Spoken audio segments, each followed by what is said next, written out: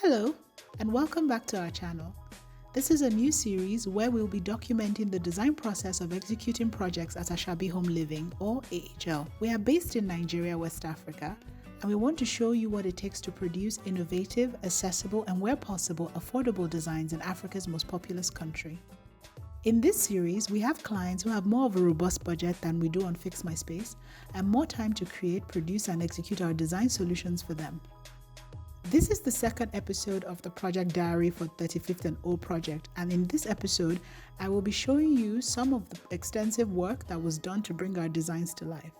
In the previous episode, I walked you through the existing project, its challenges, and our proposed design solutions for the client. So let's see how we address them. On this project, AHL is teaming up with architectural firm Icons Architecture OCA. They are a full-service architecture firm based in Abuja and have worked on a variety of projects for public institutions and private individuals. They will be handling the bigger construction portion, while AHL will be handling decor, furnishings, and styling. The first thing we started was demo. The first step in the demo was to remove all existing elements. We have to remove all electrical outlets, demo the roof, and bring out anything that could stand in our way. Fortunately, the space was mostly empty, so we didn't have to take the added steps of removing furniture.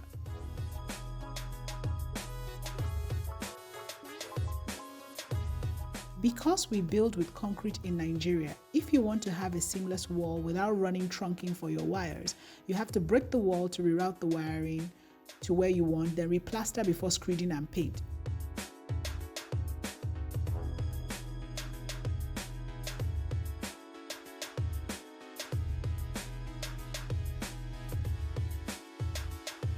In the last episode, I showed you what the color scheme was in the mood board, and the first thing I wanted to do was secure my furnishings and my blinds. My blinds were supposed to be a dark green, but there was none in the market. Borders were closed, so sourcing internationally was impossible. Besides, we had neither the time nor the expansive budget. After scouring several places, I settled on a dark gray. We wanted to make the floors a tan wood to match the other woods in the room. We could not find tan floors. We had to switch to gray. So as those things started happening, where a lot of my colors were being thrown out the window and I was stuck with gray, I just decided, you know what, calm down, don't panic, trust your design instinct. You could still bring these things to life, make sure your basics are covered, but go with the flow. For the furniture, I was getting the office desk, reception desk, and some other items custom made, so I had to visit the factory to find my wood pieces. It took quite a bit of process because the architect and I had decided on a light-colored beech wood, which would be carried throughout the spaces, and I was so alarmed when we couldn't find enough. So that would change some elements. In this part of the world, you have to be a bit flexible. Not careless and not sloppy, but flexible. You must be definitive about the design decisions you make, but you cannot be so gung-ho about it because the decision to stick to one particular color can be a difference of 3 to 6 months, depending on when you can source it, when you can clear it through customs, when you can get it to yourself and even ensure that it's the right color. You could go through that whole process, and at the end of the day, it's not what you're looking for. So when some things start getting like a little bit closed off, I have this personal life theory that I don't push too much. That way I can be organic in some of the changes that will come. So blinds changed, floors changed, and because of limited amount of wood, some other designs had to change, and we made those changes around the spaces. In all this, I communicated it with the client. In one of the rooms, I had chosen wallpaper. So the wallpaper that will be used in the CEO's office and that of his deputy, I had wanted grass cloth. I really like the texture. I love the way it looks. I don't like very busy wallpaper, but our budget and available options calmed my spirit. So instead of losing my mind, I just went sourcing everywhere that I could, and I settled on an acceptable option in a lighter gray, and it had a similar texture to what I was looking for. It wasn't quite grass cloth because obviously we couldn't afford it, but this one that we found was good, and it was also within our budget. Right here. I'm going to segue into another part of the discussion that is very interesting to me. If you're watching videos of design makeover shows abroad, they will walk into a store and they will ask for something, and the salesperson is very knowledgeable about the material. In Nigeria, it's not the case. People have employment wherever they can find it. So sometimes you walk in and you say, I'm looking for something to use for something. The person that is selling only knows the products that are on the shelf. They don't have a broad understanding of what the company makes, and thus cannot recommend alternatives for you. So if it's not something that they're used to, they'll tell you that they don't have it. Case in point, the bathrooms in this project were dated and old. They were a problem to us, and the budget could not accommodate a bathroom overhaul. So initially, the original plan was just to clean the bathrooms and just, really, clean it very nicely and then give it back to the client. And I just kept thinking, why am I going to expend my energy in all these rooms and make it look so beautiful? Then you open the bathroom and it's just like you stepped into 1984 on a bad day. And I was watching a show out of Australia, which I'm going to link in the information box below or annotate here. And they use something called thermoglaze. It was a paint that is designed exclusively for tiles in the bathroom. Pretty much what happens is that you take the paint, you paint the tiles, and you have brand new tiles. So you don't have to take it away. You don't have to go through the process of breaking tiles in a bathroom and turning it upside down. Now, in a country like ours where money is very tight, the average person cannot afford to be breaking tiles. It is very expensive to do a bathroom overhaul. Couldn't this be a solution that could be cost effective for millions of people? You would think so, right? But then it doesn't exist here. And so I was going from paint company to paint company asking, do you have a product for tiles? They told me, no, we don't have. This one will say, there's no such thing, you can't paint tiles. I looked at them, I said, it's because you don't have the same internet I'm using, you are not okay. So I walked into Burger Paint, and then apparently they have an epoxy, but they usually use it on the floor.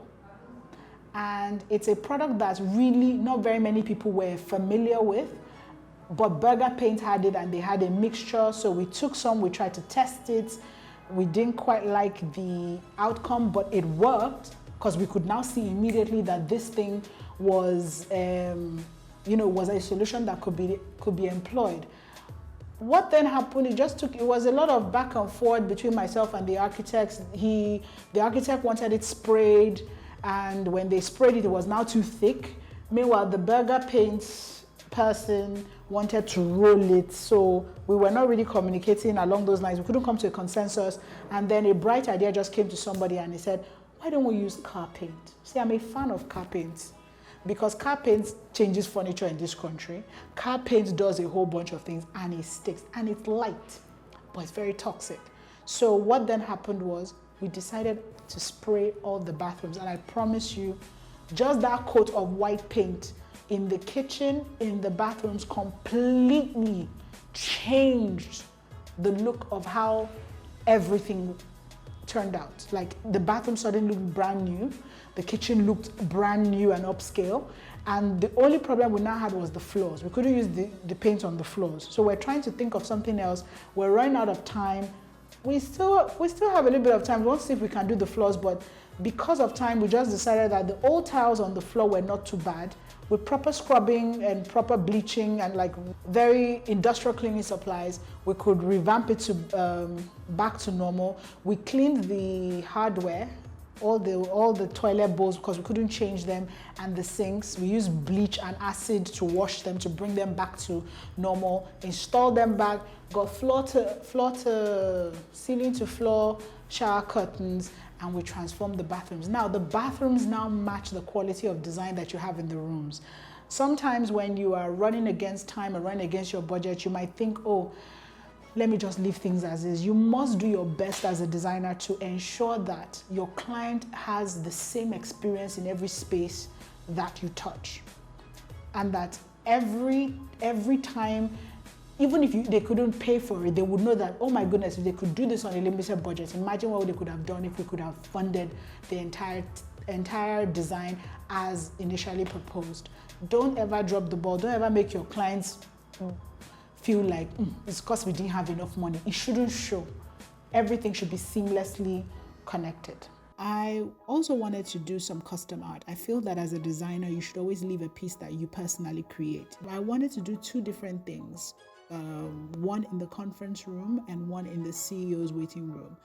I decided on the custom art of the conference room to be two pieces that would sit above the sideboard, and then the CEO's waiting room, because of the huge expanse of wall that was there, it would be a single piece of 5 feet by 4 feet against one wall.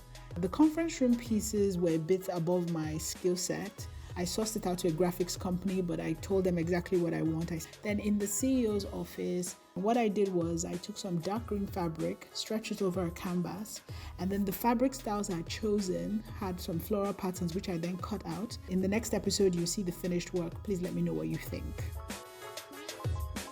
So to do my own accessorizing, I frequent a lot of arts and crafts enclaves. Artisans are some of the most underserved and underappreciated producers of quality, unique pieces, and they're great curators of our cultural identities.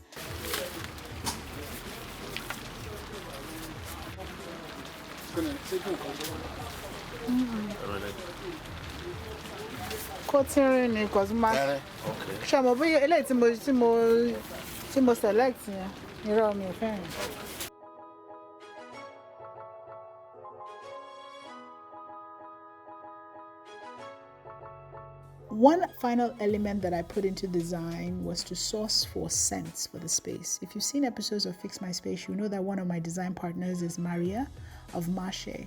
In addition to being an architect, she's a chandler and makes amazing room fragrances, diffusers, and sprays. I picked up diffusers for each of the rooms and chose the same fragrance, which was crisp and clean, to carry on throughout the office. When a space smells nice, it adds an added layer to the aesthetic, and I'm especially crazy about beautiful scents. At the end of each sourcing period, I will move the items purchased to join the stash of pieces to be used in the finished spaces. So basically what happens is that over time, before I can move into the space and start styling, I'm just collating a lot of things, and then on the day styling begins, I move everything in, and then we now start placing as needed. On top of constant sourcing, every day was constant supervision. You have to go to the site, make sure everything is along the lines, everything is put in place, because the architect moves at their own pace. Even though they know there's an interior person coming in, they have their own process.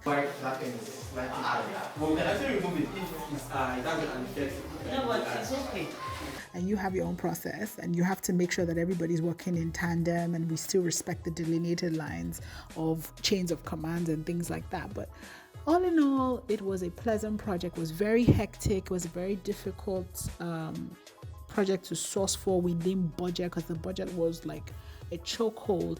But also because of that, it caused me to, or forced me to, be very creative, to make things work for me and for the design. And so we just went one day after the other, bringing the design to life.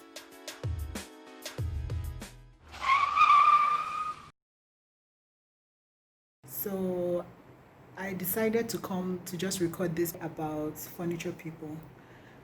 They disappointed, and so I used their balance to go and buy new furniture, last minute furniture pieces. Not very happy with my choice, but it works for the client.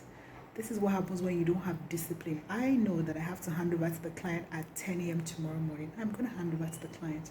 The artisan is doing whatever he wants. When he comes tomorrow, I've told them, I'm no longer going to be here, so he will figure out what to do with the remaining furniture. Maybe he can sell it or something. But this is what happens when there's indiscipline in the industry. You cost each other money, then you cost yourself money, because it is his balance. I've used to buy the furniture, I've used to fill in the gap for the client. Small we'll learn. Well, now that I've regained control of my project, we move.